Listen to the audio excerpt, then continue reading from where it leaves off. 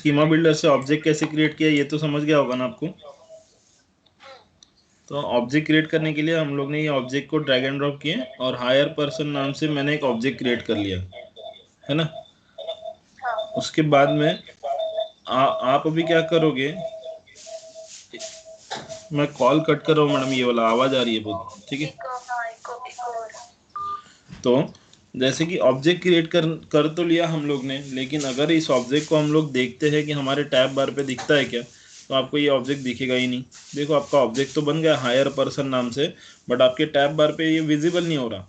तो आपको इसको विजिबल कराने के लिए क्या करना पड़ेगा, आप जाओगे सेटअप में, सेटअप में जाने के बाद आप अगेन क्रिएट में जाओगे। आपने यहाँ पर ऑब्जेक्ट क्रिएट किया with the help of schema builder, but जो ऑब्जेक्ट आपने क्रिएट किया उसकी टैब आपको विजिबल नहीं हो रही, इसीलिए आप टैब के अंदर जाओगे और टैब्स पे जाके आप यहाँ पर न्यू बटन पे क्लिक करोगे और रिसेंटली आपने जो टैब बनाया था, मतलब जो ऑब्जेक्ट बनाया था हायर पर्सन नाम से, उसका टैब आप वापस लेके आओगे। तो टैब स्टाइल आप चॉइस कर लीजिए, जो भी टैब स्टाइल आपको चूज करना है। मैंने टैब स्टाइल चूज कर लिया, देन नेक्स्ट बटन पे क्लिक करके हम लोग आगे बढ़े एंड हम लोग अगेन नेक्स्ट करके इसको सेव कर देंगे। तो यहाँ पर अब मेरी जो टैब है वो आपको विजिबल होके दिखाई देगी, जिसका नाम है हायर पर्सन। तो जब आप न्यू बटन पे क्लिक करोगे आपको यहाँ पर हायर पर्सन नेम नाम से एक फील्ड बन के आएगी। ये स्टैंडर्ड फील्ड है, जब भी आप कोई कस्टम ऑब्जेक्ट बनाते हो तो आपको सेल्सफोर्स एक स्टैंडर्ड फील्ड हमेशा बना के देगा। बट अभी हम लोग क्या करते हैं, इसमें कस्टम फील्ड ऐड करते हैं।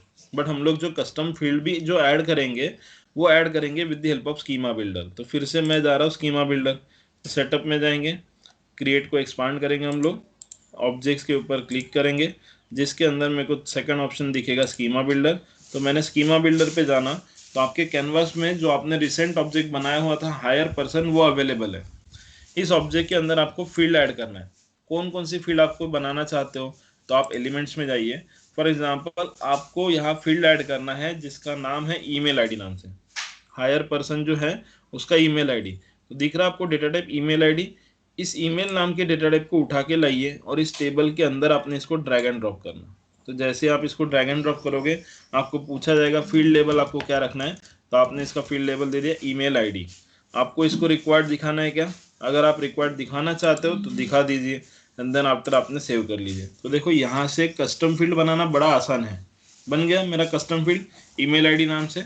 अगेन आप चाहते हो कि सर कॉन्टैक्ट नंबर नाम से भी दूसरा फील्ड बनाए, तो हमने फ़ोन को उठाना, क्योंकि कॉन्टैक्ट नंबर के लिए तो डेटा टाइप हम लोग फ़ोन चॉइस करते हैं, फ़ोन को उठा के हमने यहाँ पर ड्रैग एंड ड्रॉप किए।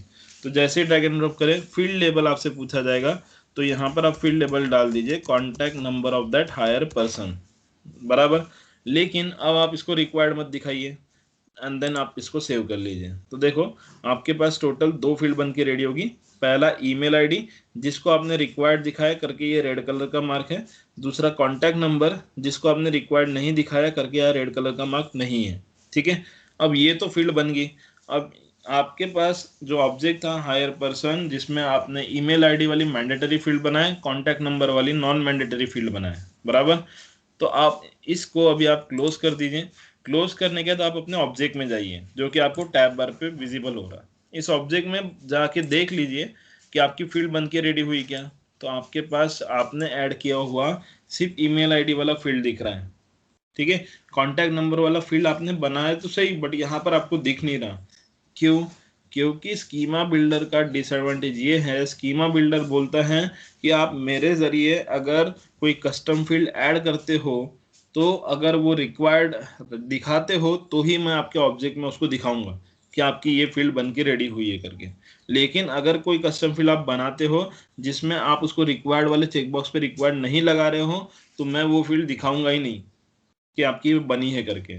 समझ में आया मैडम, क्लियर हुआ, ठीक है। तो इसीलिए यहाँ पर मैंने बाकायदा एक लिख के दिया है, while creating the custom field through the schema builder it will represent only the required field on to the page layout, ठीक है। आपके पेज में देखो हमने ईमेल आईडी वाली फील्ड को रिक्वायर्ड दिखाया था इसीलिए वो दिख रही है, और जो दूसरा फील्ड हमने बनाया था कॉन्टैक्ट नंबर उसको मैंने रिक्वायर्ड नहीं दिखाया तो इसलिए वो नहीं दिख रही है, बराबर।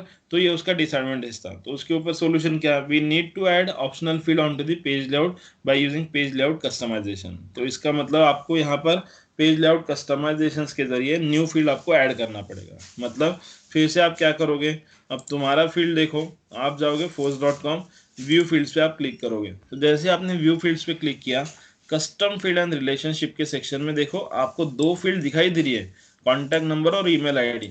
बट उस ऑब्जेक्ट को जब आप देख रहे हो तो आपको सिर्फ और सिर्फ दिखाई दे रही है ईमेल आईडी वाली फील्ड। इसलिए वो दिखाई दे रही है ईमेल आईडी वाली फील्ड क्योंकि उसको आपने रिक्वायर्ड बनाया। वैसे ही कॉन्टैक्ट नंबर आपको इसलिए नहीं दिख रहा क्योंकि आपने इसको रिक्वायर्ड नहीं बनाया।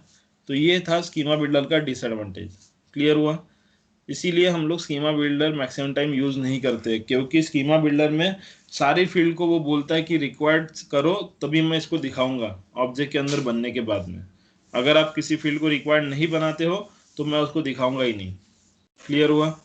समझ में आया? क्लियर हुआ मैडम आपको?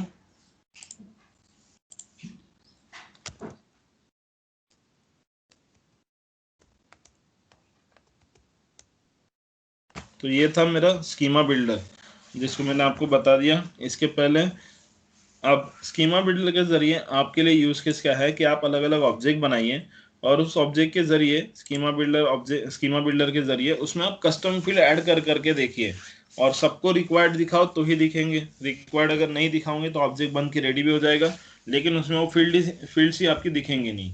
क्लियर? तो ये आज का आपका असाइनमेंट है जिसे आप सॉल्व करोगे। ठीक है, मैं ज़्यादा सेशन नहीं लेता हूँ आज, क्योंकि वैसे भी आपकी आवाज़ नहीं आ रही है तो मेरे को थोड़ा सा प्रॉब्लम जा रहा है इधर में। ठीक है, क्योंकि आपको समझ रहा है नहीं समझ रहा मेरे को मैसेज के थ्रू पूछना पड़ रहा है। तो हम लोग कल कंटिन्यू करते सेशन को, बट कल का जो टॉपिक रहेगा वो रिलेशनशिप हम लोग स्टार्ट करेंगे। हमारा जो टॉपिक है कल का, रिलेशनशिप हम लोग स्टार्ट करेंगे। और रिलेशनशिप का जो टॉपिक के जो नोट्स है वो यहाँ पर मैं भेज देता हूँ आपको। ठीक है।